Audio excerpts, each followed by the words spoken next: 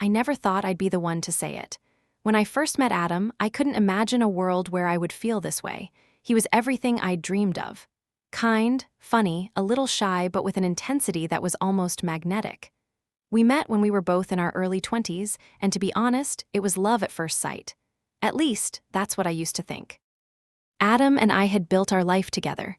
We had bought a small house on the edge of the city, surrounded by trees and quiet streets. It was perfect. He was a graphic designer, and I worked as a teacher. It wasn't a perfect life, but it was ours. But somewhere along the way, it had stopped feeling like it was enough. Somewhere along the way, I had lost myself, and maybe even him. I didn't want to admit it at first. I told myself that maybe it was a phase, that maybe I was just tired, or that the spark would come back. But after months of pretending, I couldn't keep it inside anymore. Something inside of me had changed. I didn't feel that pull toward him. I didn't feel the same warmth in my chest when I saw his smile. The connection, the bond we once had, it had faded. The first time I noticed it was when I caught myself looking at him across the room, and I didn't feel anything. No butterflies, no warmth, no excitement. Just nothing, and that terrified me, because how could I feel nothing? I had once been so in love with this man. I had once believed that he was my forever. But now I was questioning everything. It wasn't that Adam had changed in some drastic way. He still looked the same, tall, with messy brown hair and those dark, soulful eyes. He had that goofy smile that I used to love so much.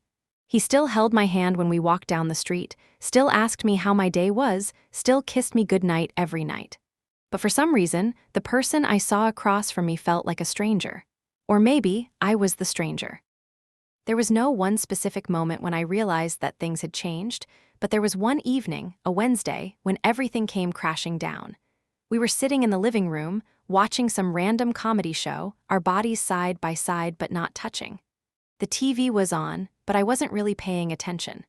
My mind was elsewhere, on the growing distance between us, on the emptiness that had settled in my chest. "Hey," I said, breaking the silence. Adam glanced at me, his brow furrowing slightly.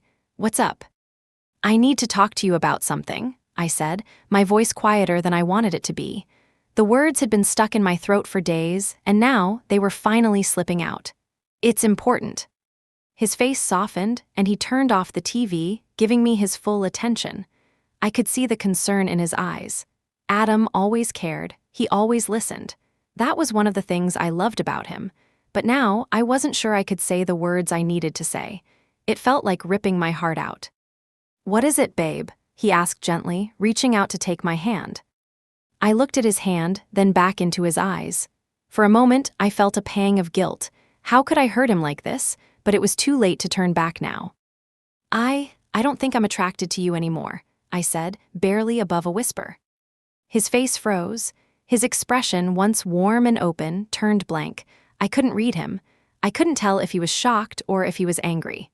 The silence that followed felt like an eternity. The words had left my mouth, and now they hung between us, heavy and painful. "What?" Adam's voice was barely audible. "I don't feel the same way anymore," I said, my voice shaking. I didn't know how to make it sound softer, how to cushion the blow. There was no way to say it without breaking something, and I knew it. "I've tried, I really have, but I don't feel that connection anymore. It's like we're just existing together, but not really together." Adam didn't say anything at first. He just sat there, his hands now gripping the sides of his chair, his knuckles turning white. His face was a mixture of confusion and hurt, and I could see his jaw tighten. Is this something you've been thinking about for a while?" he asked, his voice low, controlled. I nodded slowly, the tears starting to sting at the back of my eyes. "Yeah, for a while now." The room felt colder. The space between us seemed to grow, despite us still being so close. Adam stood up suddenly, pacing back and forth. His movements were sharp, quick. It was like he didn't know what to do with himself. I didn't know what to do either.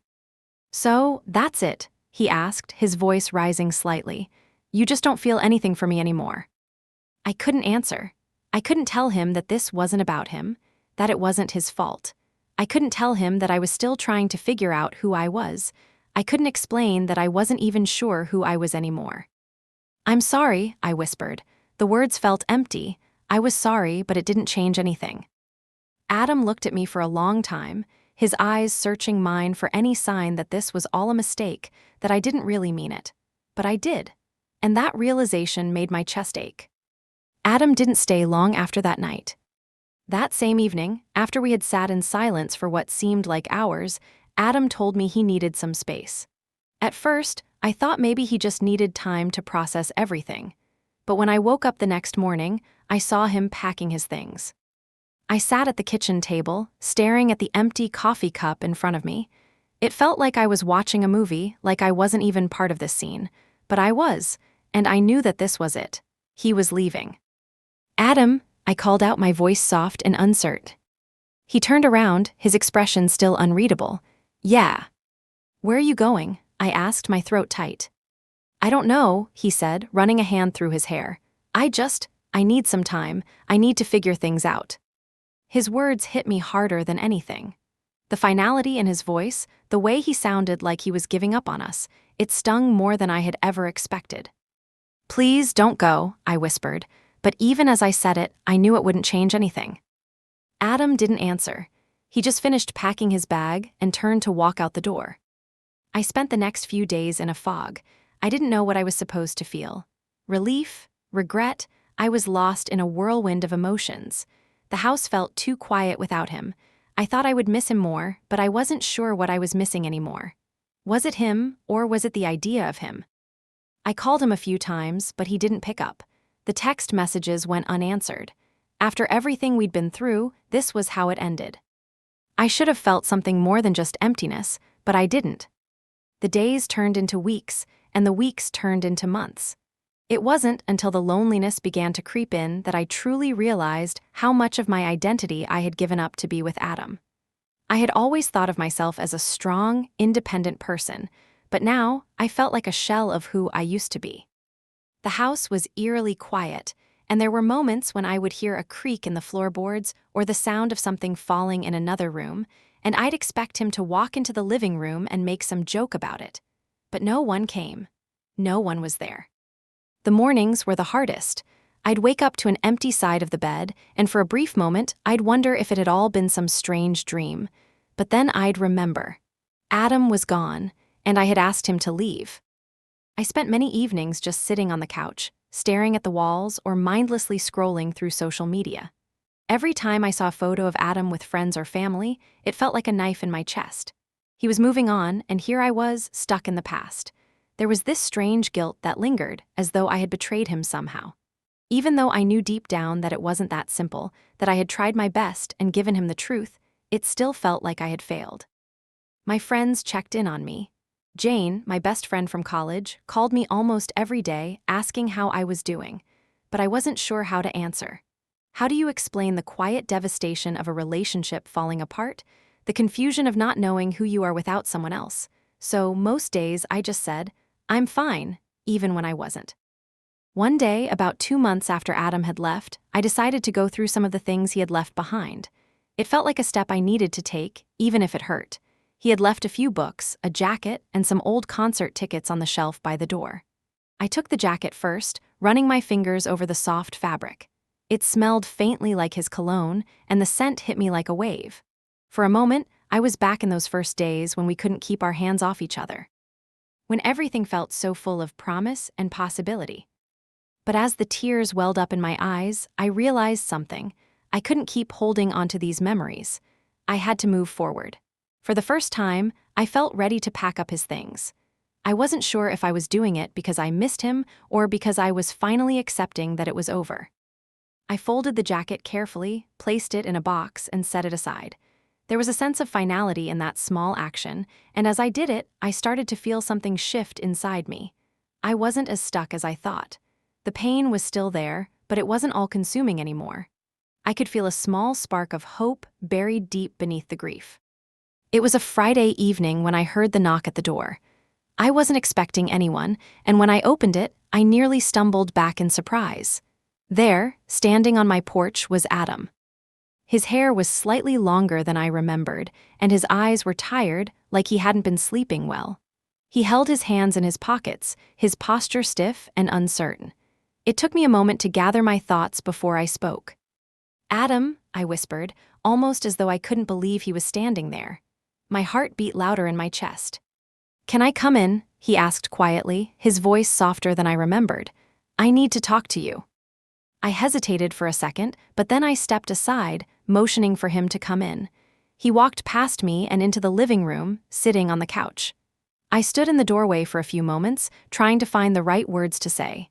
The air between us felt thick, like we were both holding our breath. "I didn't expect to see you," I said finally, sitting down across from him. "I thought you were, well, I thought you'd moved on." He looked at me, his eyes full of emotions I couldn't quite read. I did, or at least I tried, but it wasn't the same. He let out a sigh, running his hand through his hair. "I didn't realize how much I missed you, how much I missed us." My heart began to race again, but I couldn't tell if it was from excitement or confusion. Part of me was still angry at him for leaving so suddenly, and part of me wanted to throw myself into his arms and pretend like nothing had ever happened. But I knew better than that. I wasn't the same person I had been before. "Why now?" I asked, trying to keep my voice steady. "Why are you here, Adam?" He looked down at his hands for a moment, then met my eyes again. "I couldn't stop thinking about you, about us. I don't know if I can fix everything, but I want to try. I never stopped loving you, even when I thought I had to." I felt a lump form in my throat. His words were like a balm to a wound I hadn't even realized was still raw, but I also knew that it wasn't that simple. We couldn't just pick up where we left off. There was too much damage, too much pain, and I wasn't sure if we could fix what was broken. "I don't know if I can go back to the way things were," I said softly. "I'm not the same person anymore, Adam, and I'm not sure if you are either." He nodded slowly, as though he had expected that answer. I know it's not easy. I don't want to force you to make a decision right now, but I wanted to be honest with you. I want to figure out if there's a way forward for us. Not just in the same way we were before, but something new, something better." I sat there in silence, processing his words. My heart was torn between the hope that we could rebuild something together and the fear that it would only lead to more heartbreak. But one thing was clear: I couldn't make any promises, not to him and not to myself. The days that followed Adam's unexpected visit were filled with more questions than answers. I found myself replaying our conversation over and over in my mind, trying to figure out what I wanted. The truth was, I didn't know. I wasn't sure if I could ever feel the same way about him again, but I also couldn't ignore the part of me that still cared about him. As the week passed, Adam continued to reach out.